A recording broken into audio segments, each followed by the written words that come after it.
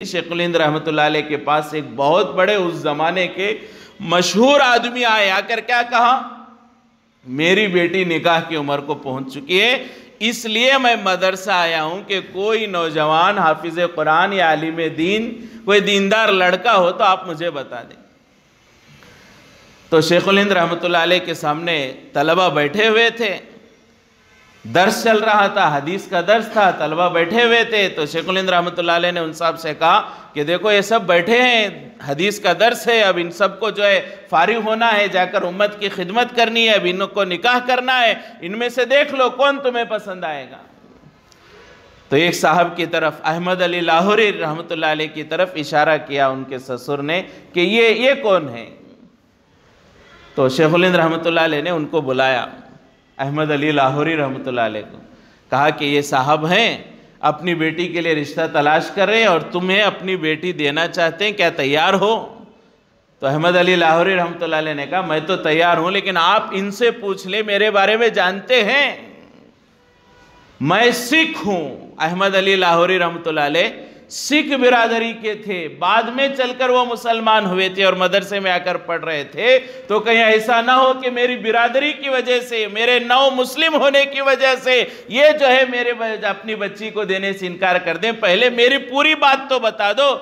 तो अहमद अली लाहौरी रहमतुल्लाह अलैह ने अपने बारे में बताया कि मैं सिख बिरादरी से हूँ और अब मदरसे में पढ़ रहा हूँ और कोई कमाई का जरिया नहीं, सीधा सादा हूँ, कोई सहारा नहीं, कोई ख़ानदान नहीं, सबको छोड़कर ख़ानदान को मैं ईमान लेकर आया हूँ। तो ससुर जो थे उनके, उन्होंने कहा ठीक है, मैं दीनदारी देख रहा हूँ, मुझे तो कोई और चीज़ देखनी नहीं है, लिहाजा कहा मैं अपनी बेटी का निकाह तुमसे कर दूँगा। शेखुल हिंद रहमतुल्लाह अलैह ने कहा असर के बाद निकाह होगा। देखा, बातचीत हुई, मदरसा है, क्या तय हुआ, असर के बाद निकाह होगा। बाज़ उलमा फरमाते उसी दिन असर में, बाज़ फरमाते अगले दिन असर में, बहरहाल असर के बाद निकाह तय हो गया। अब ये गए, दोस्तों ने कहा माशाअल्लाह तेरा निकाह तय हो गया, चलो बाजार जाते हैं, कोई नए कपड़े खरीदते हैं। तो अहमद अली लाहौरी रहमतुल्लाह अलैह ने कहा मेरे पास इतने पैसे का है, नए कपड़े खरीदो। नए कपड़े खरीदने के पैसे नहीं हैं। तो दोस्तों ने कहा अच्छा हम में से किसी का नया जोड़ा ले लो, कर्ज ले लो, आज एक दिन निकाह के लिए लेकर पहन लो, कर्ज ले लो, किसी से मांग लो, उधार ले लो। तो अहमद अली लाहौरी रहमतुल्लाह अलैह ने कहा आज तक मैंने कभी उधार लेकर कपड़ा नहीं पहना, उधार किसी चीज में मैंने नहीं लिया, निकाह की मजलिस में किसी और के कपड़े पहनूं, वो भी उधार के, ये मुझे गवारा नहीं। तो दोस्तों ने कहा नए कपड़े खरीदने के पैसे नहीं हैं, अच्छे दूसरों के कपड़े पहनने को तैयार नहीं हो, तो कम से कम जो है तुम्हारे पास जो अच्छे कपड़े हैं वही पहन लो। तो अहमद अली लाहौरी ने कहा मेरे पास ये एक ही जोड़ा है, मेरे पास ये एक ही जोड़ा है जो पहना है, इसी पर मैं निकाह कर लूंगा।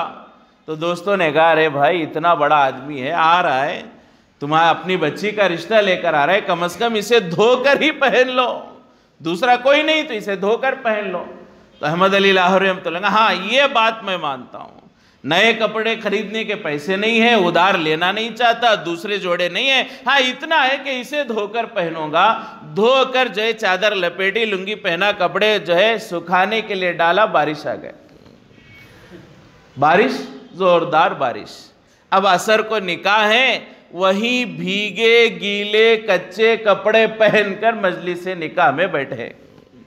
अब ससुर देख रहे हैं और ये ससुर को देख रहे हैं और ये सोच रहे हैं कि मेरे ससुर क्या सोचेंगे, कल भी यही कपड़े पहना था, गंदे थे, आज भी यही पहना है, गीले, क्या सोचेगा। अब ये सोच रहे हैं, लेकिन बाद में चलकर मालूम हुआ, अहमद अली लाहौरी रहमतुल्लाह अलैह कहते हैं मैं अभी अहमद अली लाहौरी नहीं बना, उस वक्त मेरे ससुर ने मुझे पहचाना था, कि उनकी फिरासत थी कि उन्होंने मुझे पहचान लिया कि अल्लाह मुझसे दीन का काम लेंगे। लिहाजा उसी गीले कपड़ों में, भीगे कपड़ों में निकाह हुआ। उनके ससुर ने जो है बहुत सारे जेवरात के साथ और जो है अपनी शान व शौकत के मुताबिक अपनी बच्ची को जो है रुखसत किया।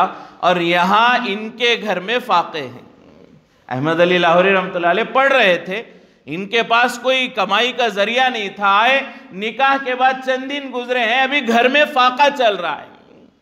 कुछ दिन के बाद दोबारा अहमद अली लाहौरी रहमतुल्लाह अलैह की बीवी अपने मायके गई, अपने घर गई, तो उनके वालिदैन ने पूछा, बेटी कैसे हो, खुश हो ना, अपने शोहर के साथ कैसी ज़िंदगी गुजर रही है।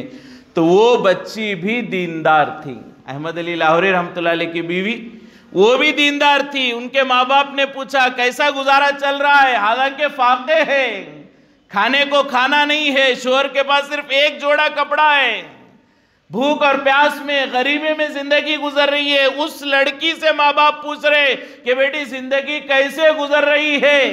तो उस बीवी ने, अहमद अली लाहौरी रहमतुल्लाह अलैह की बीवी ने क्या कहा कि अम्मी जान, मैंने सुना था कि जन्नत में वो लज्जतें होती हैं और जन्नत मरने के बाद मिलती है, लेकिन अल्लाह ने मुझे दुनिया ही में जन्नत नसीब फरमाई।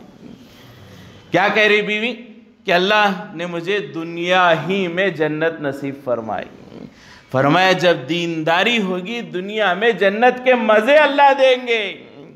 झोपड़ा हो, खाने को खाना नहीं, ऐशो आराम नहीं, दुनिया के असबाब व नेमतें नहीं, लेकिन दीनदारी है तो वो घर जन्नत का बाग बनेगा।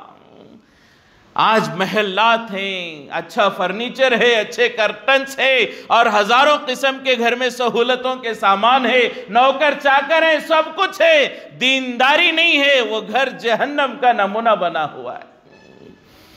तो अहमद अली लाहौरी रहमतुल्लाह अलैह की बीवी ने कहा, अम्मी जान मैंने सुना था मरने के बाद जन्नत मिलती है, लेकिन अल्लाह ने तो मुझे दुनिया में जन्नत नसीब फरमाई है। फरमाया ये है दीनदारी की बुनियाद पर निकाह करने के फायदे। तो वो जाकर बाद में मुफस्सिर कुरान बने। अल्लाह ने ऐसा काम लिया, आज भी उम्मत, बड़े बड़े उलमा उनकी तफसीर की बुनियाद पर जो है उम्मत के मसाइल हल कर रहे हैं।